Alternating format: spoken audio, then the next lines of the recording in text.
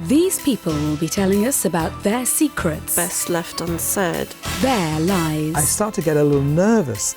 And the consequences. He went absolutely ballistic. She did become very bitter and angry at what I had done. Having a secret gives you a bit of adventure and a bit of fun.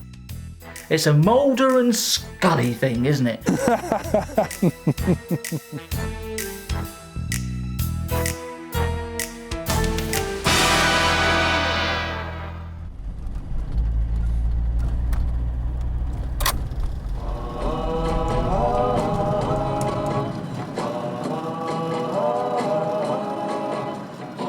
I would say that I was the ultimate liar.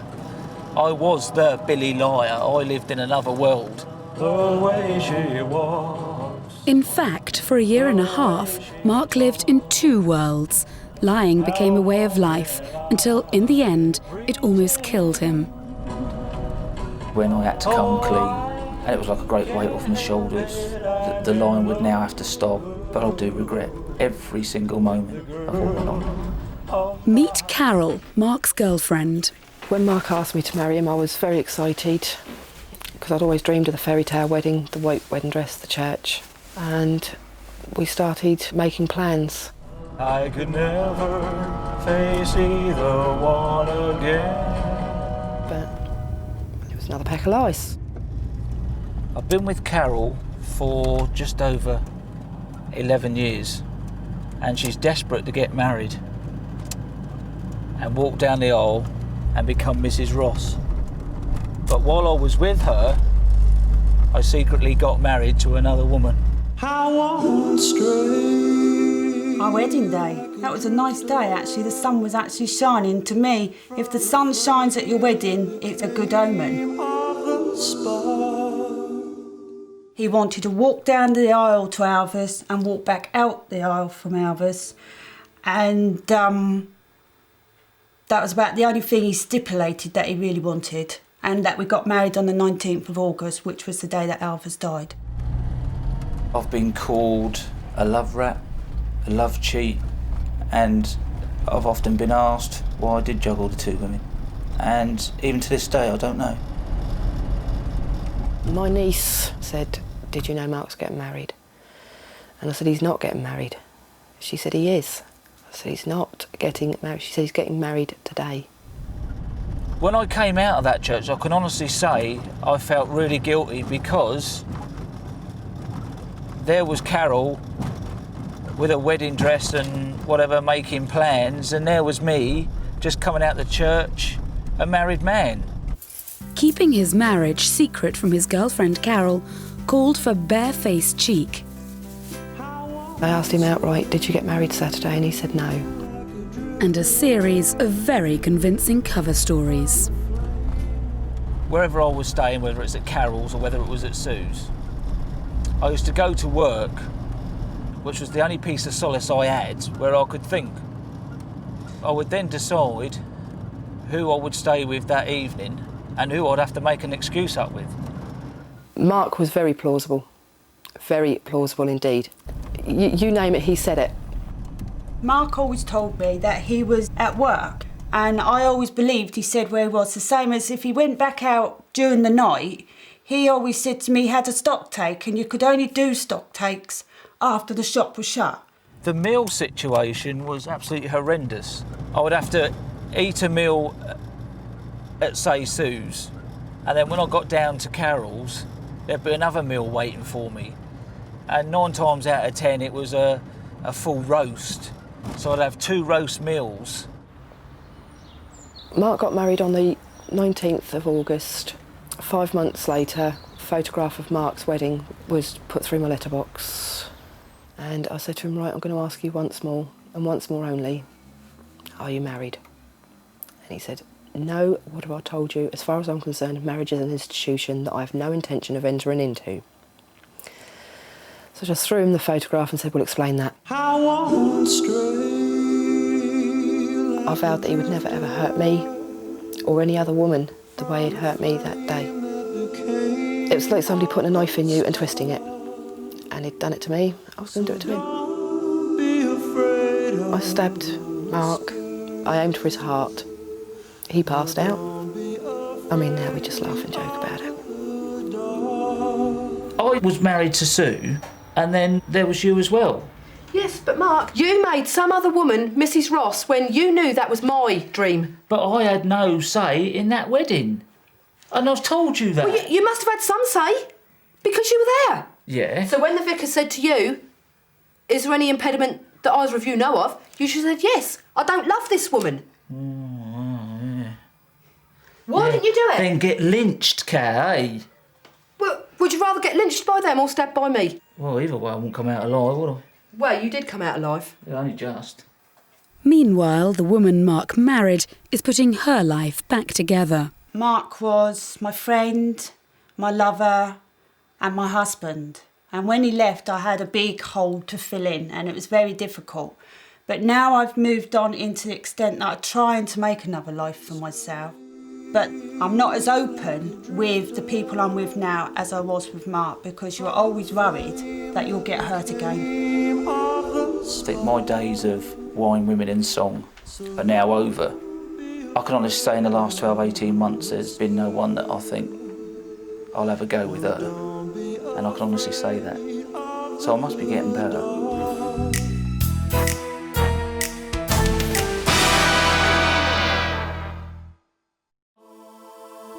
Christina knew her secret could blow her life apart, and it did. It destroyed her family, her career, and her dreams. I had this in a secret, and I had to lie about myself as to who I really was. But I wasn't only lying to others, I was also lying to myself. The secret was there, it had to be smothered.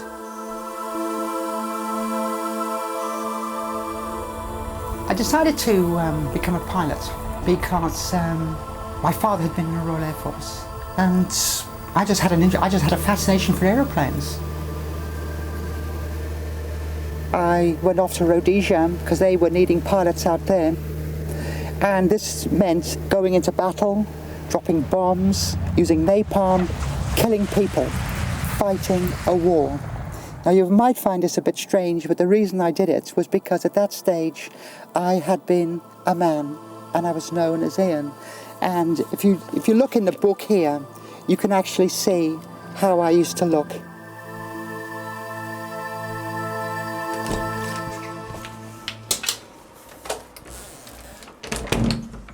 For years, Christina concealed her desire to be a woman. She married and fathered a child whilst pursuing a dangerous career as a mercenary pilot. I've been living a lie for years and years and years. When I was in the Rhodesian Air Force, a particular aeroplane I was flying caught fire and it crashed. And although I got out of the aeroplane basically in one piece, I realised then that I could have died. And it was that point when I climbed out of the wreck that I realised that things had to change in my life. And it was there and then that the decision had been made that I would eventually organise and set up and go for gender reassignment. The time had come for Christina to tell the truth. I had a daughter. The consequences were going to be devastating. I knew that the marriage was going to be over. I knew as well that if the marriage was going to be over, I would lose my daughter. When Christina announced she was going to have a sex change, her worst fears came true. A court order was taken out against me once I'd started my course of medical treatment to change gender, and this denied me any contact whatsoever with her. There was no letters, no birthday cards, nothing. Christina's daughter Kirsty was not told of her father's secret until she was 14. When I first found out, I was in tears. I was just shocked. I just didn't know what to think. One of my first thoughts was, why did my parents have me? For 12 years, I had no contact with my daughter, none whatsoever. From the age of about 5 until the age of 17. And I was very, very surprised when I suddenly got a photograph through the post of my grandson. But the thing that did please me more than anything else was that my daughter had made a contact, an initial contact. I wasn't the actual one who actually rang her to begin with, it was my other half. But then I did actually speak to her, and we were both in tears on the phone. It was very emotional because of who she is, and I haven't spoken to her or seen her in 12 years. I expected the typical stereotype of man in a dress, and I must admit that was what I expected. In my everyday life, I don't disclose my transsexuality to anyone. People see now me, because I'm always scared of some form of horrendous repercussion at the end of it. And the biggest problem I have, I suppose, is with men. Because if I'm out with a crowd and I meet some guy, I mean, if I tell him, then he's going to go bananas and might hit me because he might find me sexually attractive. I don't know. And if he does, and then I go and tell him, he starts then doubting his own sexuality. And ignorance breeds fear, breeds violence, and who knows, I might get a fist in my face. So I would say that 99.9% of the people I've had affairs with, slept with, I've never told them. And they've never found out. I'll be keeping a secret from my son about Christina because until he's old enough, he won't be able to understand what has happened. I would hope by the time he grows up, people will know a lot more about transsexuals and will be able to accept it more, and so he grows up in a more open sort of world. People need to be educated, and we are not sexual perverts. We are just ordinary human beings who have been afflicted by a cruel trick of nature.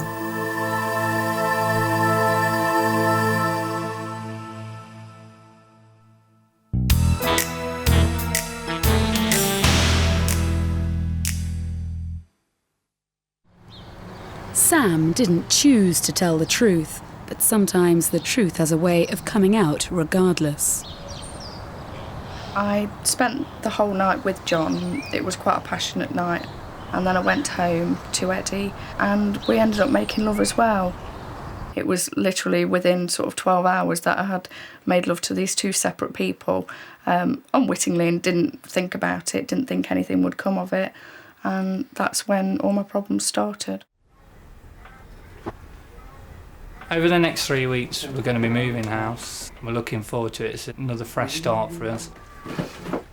If people from the past want to carry on about what happened in the past, then let it be, but we're moving forward.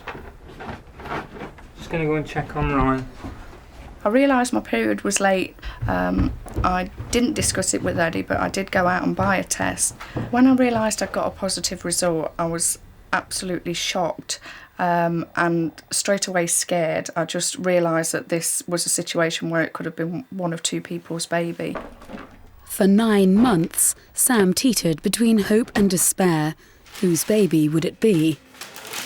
On the morning of the birth, I woke up and Sam was panting away in the side of the bed, and I just said, "Shut up, Billy, I'm trying to get to sleep."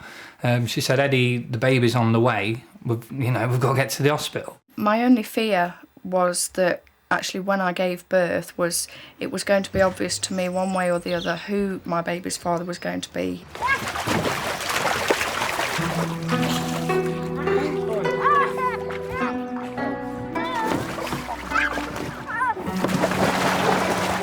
He was either going to be a white baby and therefore Eddie's, or a mixed race baby, and then he was obviously going to be John's as John was black.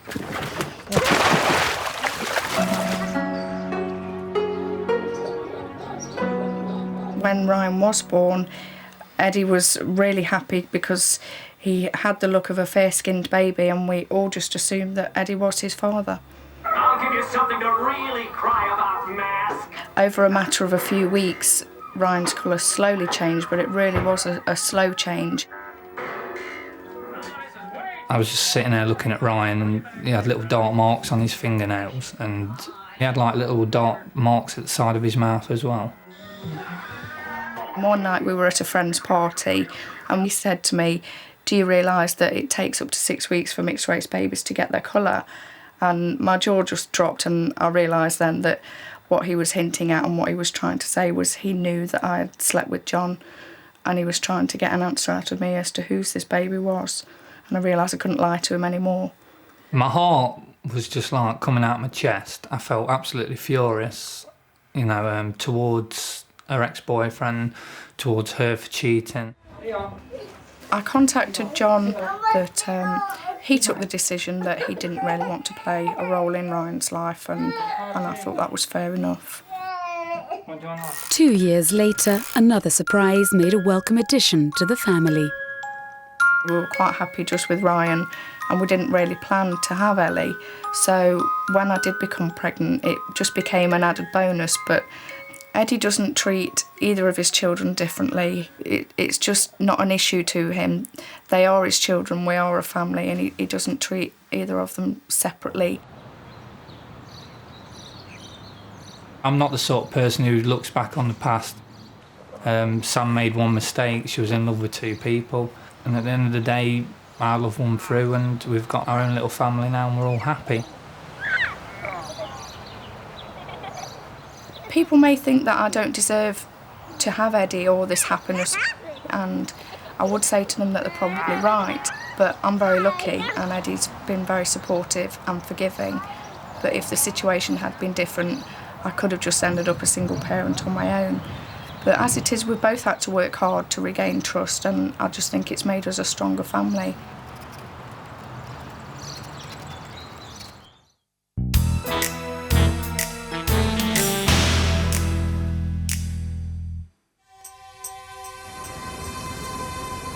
Telling the truth can bring a couple closer together, but it can also drive them apart.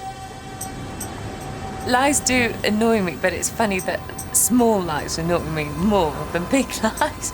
So I actually think lying's a very creative thing to do, because you have got to back it up, you've got to perform it, in a sense, perform a lie, and you've got to remember it, more importantly, which is where most people slip up, I think.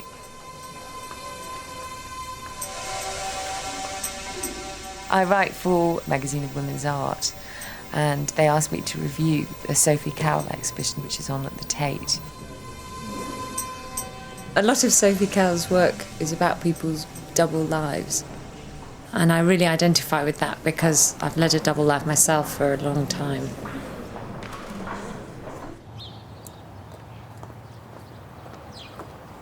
Telling lies did, in the end, get to me. I think I found it very difficult to lie to people that I liked. Just going to see my mum because I haven't seen her in a few weeks. Hi! Hey, I've just arrived myself. Oh, brilliant timing, excellent. People keep secrets within the family, mainly out of love, I think. Love, wanting to protect the others from hurt, from disappointment. Let's try. Oops. I always think that, like all mothers, your daughter is too good for anybody anyhow. And then I try to picture people who come to you and maybe all sorts of horrid people rather than just so-called, whoever they are. But aren't you pleased that I told you, basically? Definitely, you know me. Because I couldn't have not told you, to be honest. I found it too hard not to tell you. It's hard enough sort of pretending on. But it was just really weird, because I thought, how the hell do you tell your mother, oh, by the way, I'm working as a prostitute?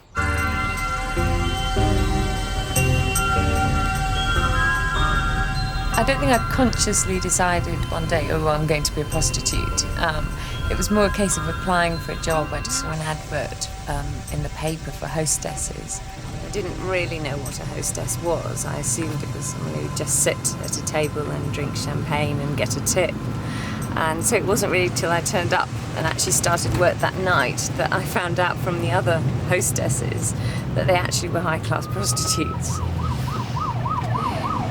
I made an almost instant decision, really, that if someone was going to offer me £400, £500 an hour, that then I would do it.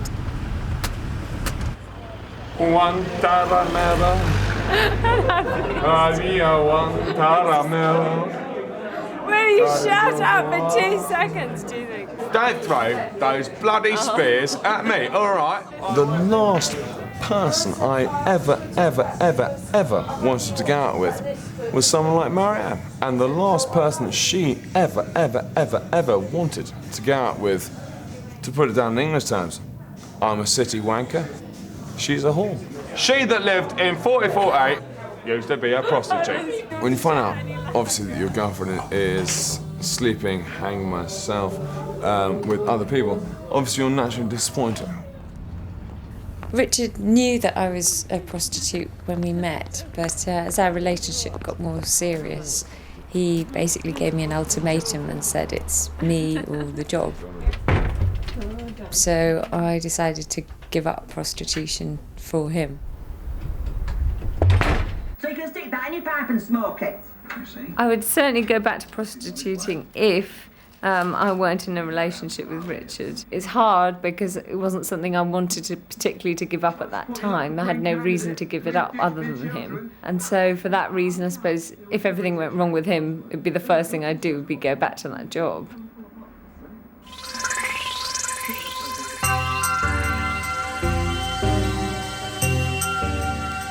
You have to have been a prostitute to know how hard it is to give it up. I understand. I think that there are times when I think I'm never going to relate to anybody as well as I relate to friends of mine who are still prostitutes. They have to be nice to us, and there's nothing nicer than a bloke who's going to get a blowjob, is there? They have to be nice to us because they're just a prized possession in our hands. The thing with high-class prostitution is that you're almost invisible because you're operating in clubs and hotel rooms. So there's all this kind of secrecy around it because you don't want, while you're working as a prostitute, for your clients to find out too much about your day life, just in case they become too attached to you or too intrusive. You've experienced possibly the greatest freedom open to a woman at the moment in the Western world, as in shagging for money. It earns an enormous amount per hour. There's nothing can compare with it. How on earth can you give it up and go back to domesticity? I mean, I did it because I got into a relationship with someone who couldn't handle the fact that I saw prostitution just as work and that the sex I was having with clients is just work. He's a sad sexist loser. If it was a client, I'd turn him down for being sexist, you know? If Marianne did go back into sort of hostessing or whatever in a relationship, you know, it's we're that sort of clinical between each other. If she did go back to it, well then, good luck, but it would be without me.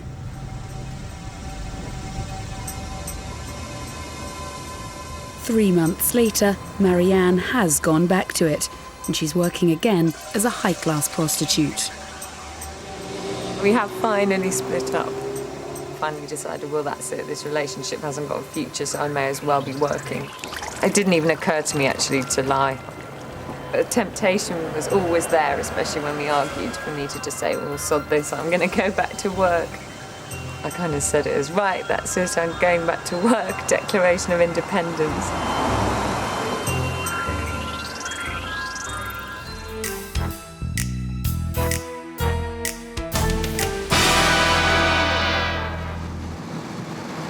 Who would you trust with a secret? Your partner? Your friends? But what happens when they start keeping secrets from you? Darren found out the hard way. I love driving around in my Sirocco. It's the only sense of freedom I really get.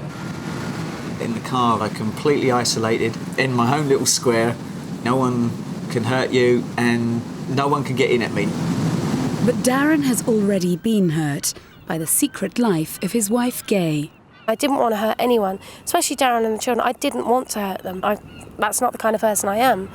But I had to hurt somebody along the way just for my own sanity. Do some more water.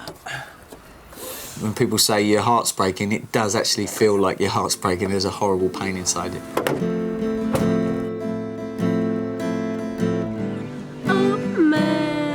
It was probably one of the hardest things I had to say is, you know, turn around to your partner and say, look, I fancy somebody else, which would be hard enough in itself. But when you actually say, I actually have fallen for a woman. There was something in the back of my mind that told me there was something going on, but you assume it's a man.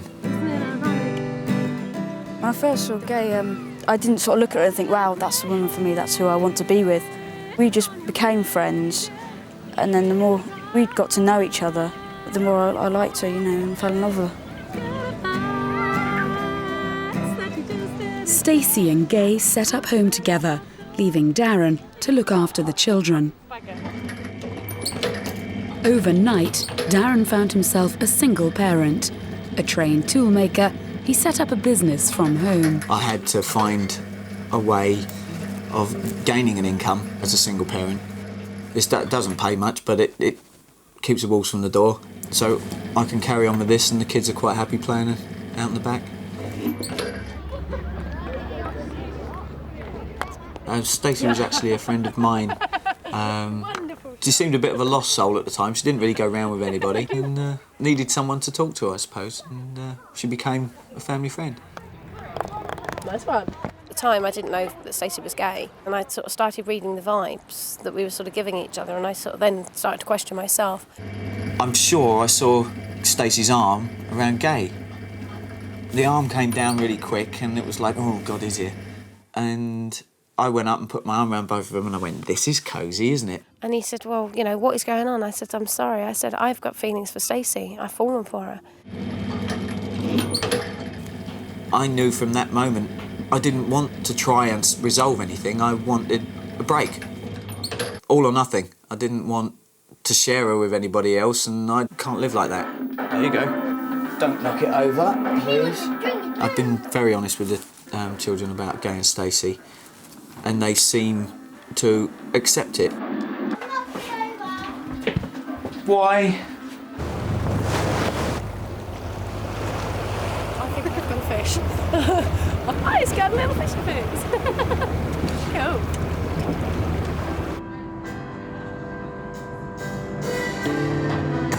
Much too late. After all the hurt I'd been through, I was completely emotionally numb. It doesn't make me angry, it doesn't make me sad, I'm not upset about it. It was quite a relief, actually, to know that now that's an end episode of my life. I can get on with the rest of it now. And change the way your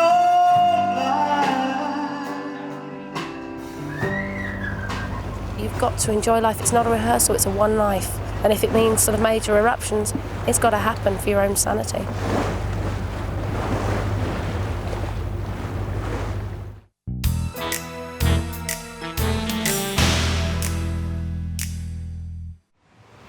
For 30 years, Connor kept a secret from his mum. My mum and I are building a unique relationship together, and having my mum's support was very, very important to me.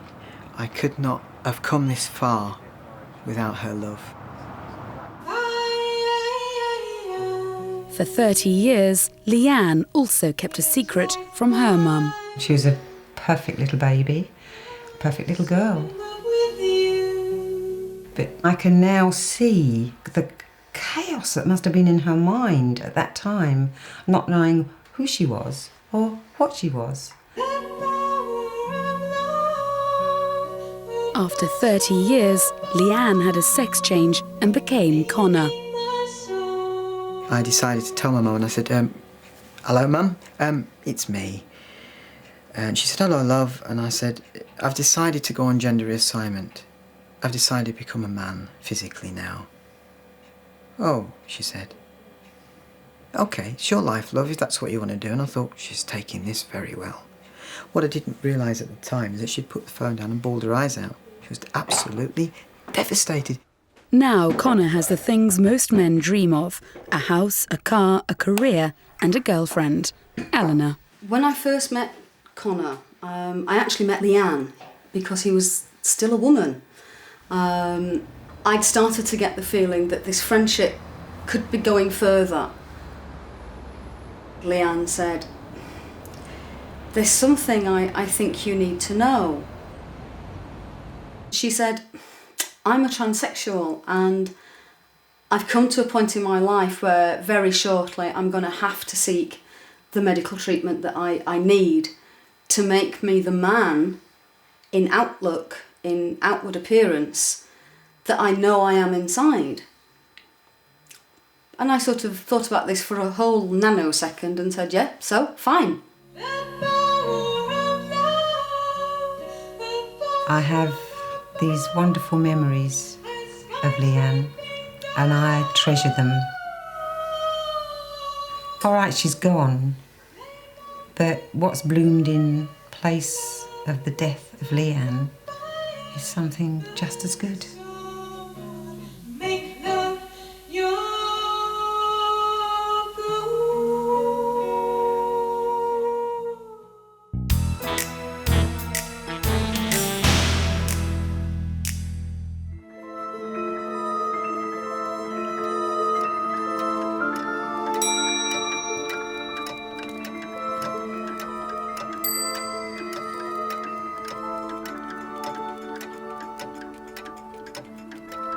I think secrets are a bloody nuisance, really.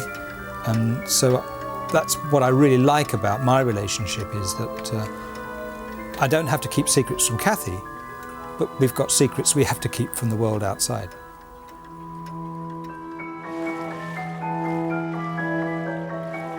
I kept our life a secret, A, because I think it's part of our private life, and B, because I didn't want to upset or frighten people or shock them or embarrass them. I've always sort of fantasised about a romantic lifestyle and lots of adventures. So I suppose having a secret lifestyle gives you a bit of adventure and a bit of fun and a bit of danger, of course, because you don't know who's going to find out. Ironically, it was a moment of real danger that triggered their secret life in the first place. A few years ago, a guy came in here with a small clock for a repair estimate, and as I turned to get his clock, he pulled a shotgun out of his bag. A sawn-off, double-barrelled shotgun. And they pushed me through here. And they bound me with sticky tape, and this gun all the time is in my face. It's pressed right into me, and I can see his finger inside the trigger guard. And I thought I was going to die.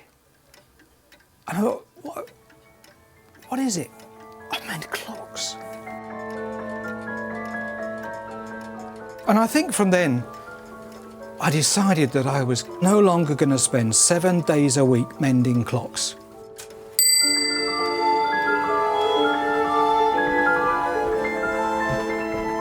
When Jeff first mentioned swinging, I was fascinated. I wasn't sure how I would react, of course, as in any new experience. But I thought, well, why not give it a try? I may like it.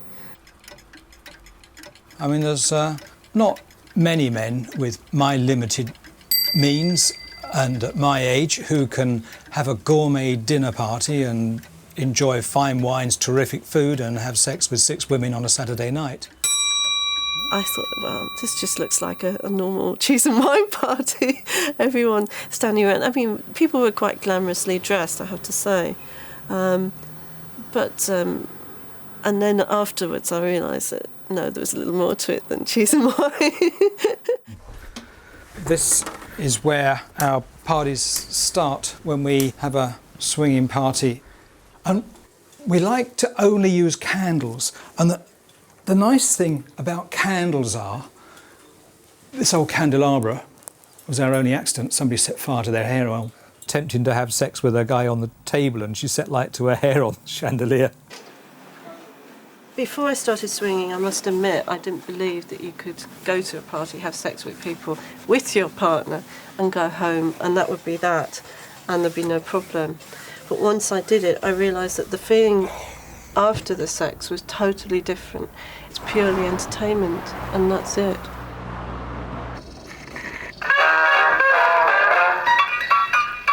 Tonight we're having a road food dinner party. We've got 3 couples coming, and Jeff and myself, so that makes 8 of us. About this time of the evening, I'm always thinking ahead to the evening, and most people think I'm sort of thinking about what the women are going to be like, but I'm more concerned that everybody arrives reasonably when we expect them, so the food doesn't get ruined. We try and choose foods that are going to be a bit fun. For example, I've got profiteroles for the dessert, and anyone who's been to our dinners before will know what sort of things we do with them.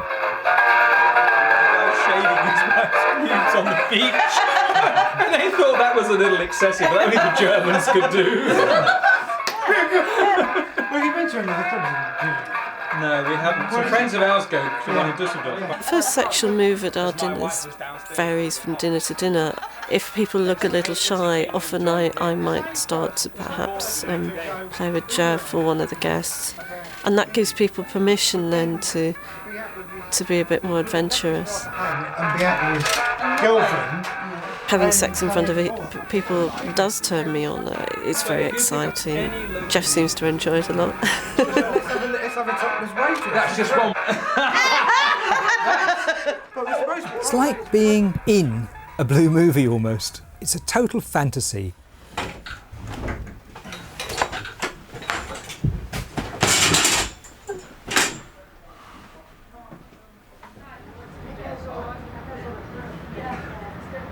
After we'd been holding our rude food swinging dinner parties for about 6 months, our worst nightmare came true.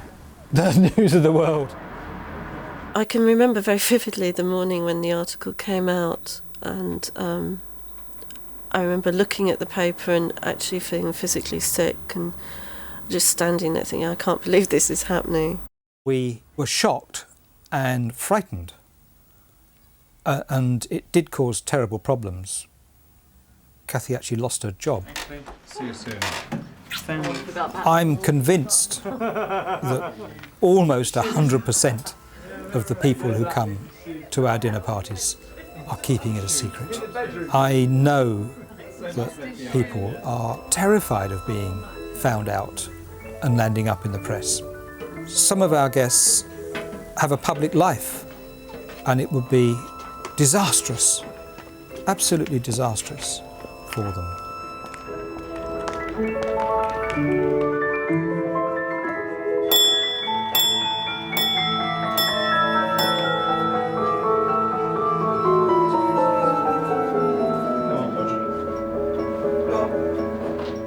Bedtime.